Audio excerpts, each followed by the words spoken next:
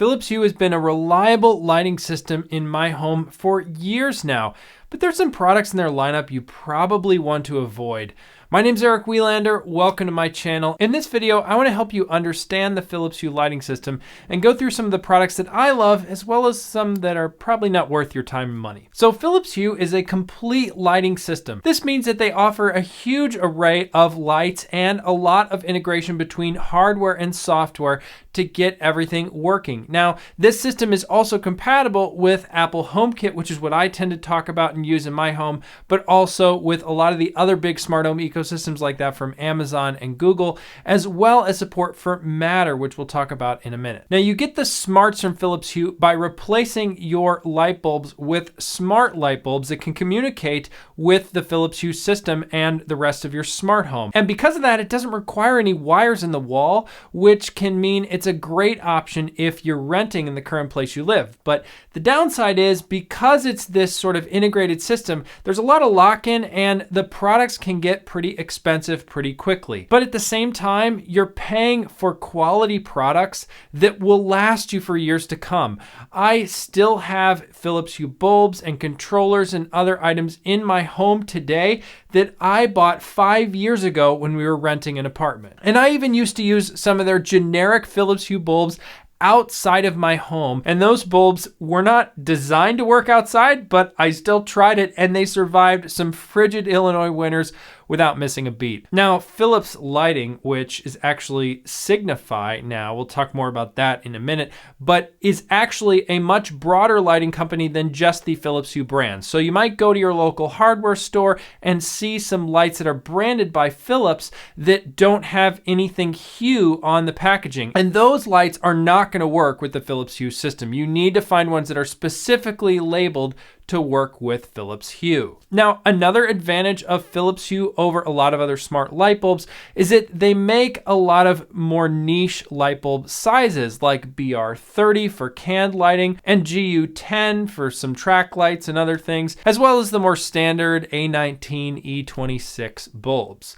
Now, a lot of Philips Hue bulbs don't output a lot of lumens, which means they're not very bright. The initial batch of Philips Hue bulbs output around 800 lumens. And in 2021, Philips addressed this by coming out with some brighter versions of their standard size bulbs. So you can get those in a 75 watt equivalent or 1100 lumens bulb, or also a 100 watt equivalent or 1600 lumen bulb. And their standard bulbs, of course, are 60 watt equivalent, 800 lumens. So keep an eye out for the watt equivalency on some of these standard bulbs.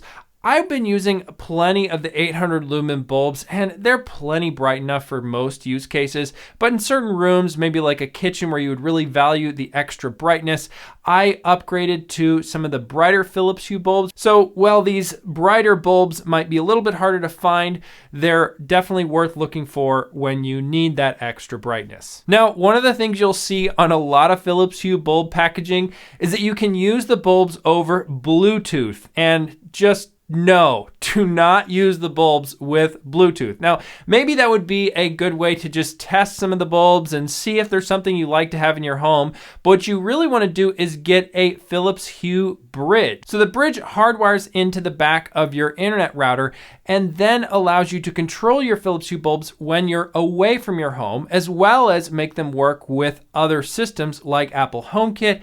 And Hue has pledged that that's how Matter will work. Now, there's actually a first generation of this bridge, which was shaped like a circle, but for the longest time, they've been selling the second generation, which is shaped like a rounded rectangle or square. So keep an eye out for that version. It should be the only one you see in stores, but just a heads up if you happen to run across an old circular version of the bridge. Now, once you install this in your home, it does actually have a limit of up to 50 bulbs that can be connected to one bridge at any given time and 12 controllers. We'll talk more about what controllers are in a minute, but if you do have a really large home or you just collect lamps or something, then you can get multiple bridges and pair them to the same Hue account. Now that you have a bridge and smart bulbs installed in your home, you might realize that other people you live with mistakenly, of course, turn off the light switch and that will cut the power to the smart bulbs, which means they go offline, which means they're no longer very smart because you can't control them. And that's where controllers come in, so that when you or other people you live with don't want to pull out their phone or speak to a voice assistant to control the lights,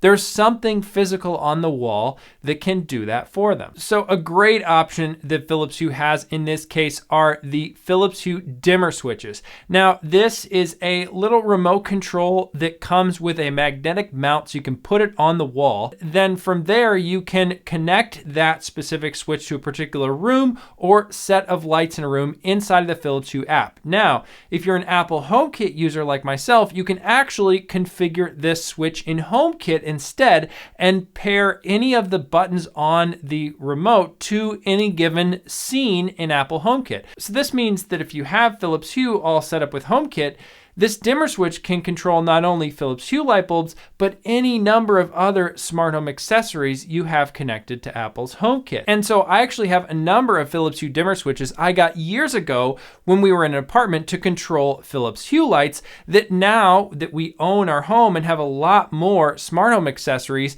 I can still use those Philips Hue dimmer switches to control all kinds of stuff in my home. Now, Philips Hue also has a Friends of Hue program where they partner with other brands to make controllers and other accessories for the Philips Hue system. And the highlight there that I really think is worth paying attention to is the Lutron Aurora dimmer. You might have heard me on this channel or other creators talk about the Lutron Caseta wireless lighting system, which is great if you actually want to replace the light switches in your wall.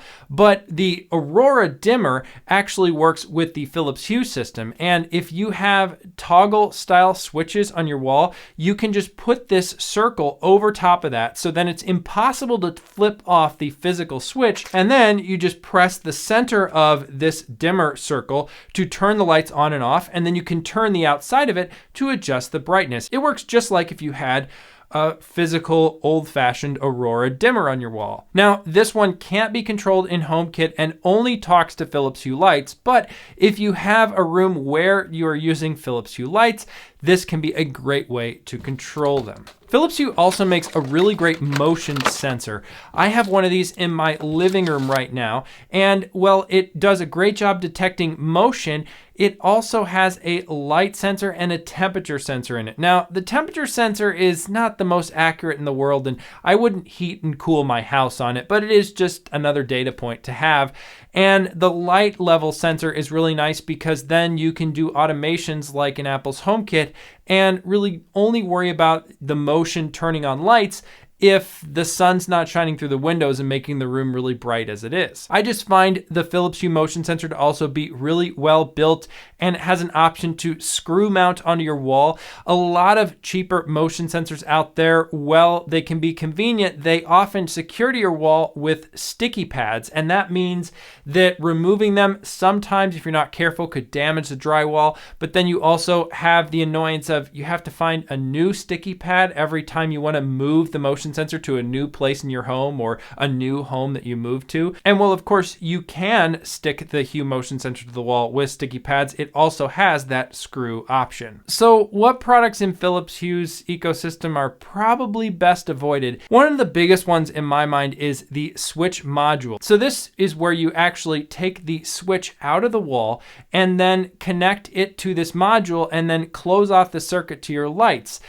This is a cool idea, maybe if you have some older wiring that wouldn't support a smart switch, you could maybe use something like this. But one of the problems is then you're sealing in your wall a requirement that that particular room has to use all Philips Hue products because these modules only control Philips Hue lights. So maybe in some specific use cases you might find a module useful, but I just think in general it's probably worth moving on to either using Philips Hue bulbs with some of the controllers I mentioned, or going full on with smart switches and then keeping your bulbs just normal light bulbs. Another one is Hue Sync. Now, this is a little bit of a hot take, controversial comment, because I know there's some big fans of Hue Sync out there. And Hue Sync is this system where you can attach a box to your TV, basically where all the video signals to your TV route through this box.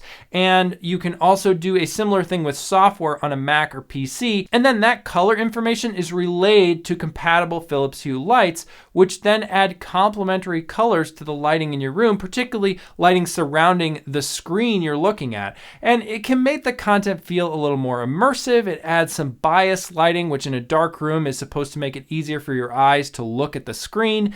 But well, it's kind of a cool party trick at first. I tried this on my Mac and had this hooked up to my monitor, and it was fun, but I just ended up removing it pretty soon after, just because I didn't find it all that useful. And I think that the whole sync system can be really expensive. So my advice would be just steer clear of that and save your money for other stuff in your smart home. But I'm sure we'll hear from some diehard Hue Sync fans in the comments. Another two products that I kind of lump into the same reason to avoid are the Hue Smart Plug and the Hue Button. Now, I don't think these are bad products per se, but they're just a lot of other great options. I love, for working with Apple's HomeKit, the TP-Link smart plugs as well as Eve Energy. And so I think the Hue Smart Plug, well, I'm sure it's fine. I haven't used it, and I just don't really see a lot of benefit of sticking with Hue specifically for a smart plug. As well as with the Hue Button, there's a lot of other great options for buttons. And if you're looking specifically for buttons that work with Apple's HomeKit,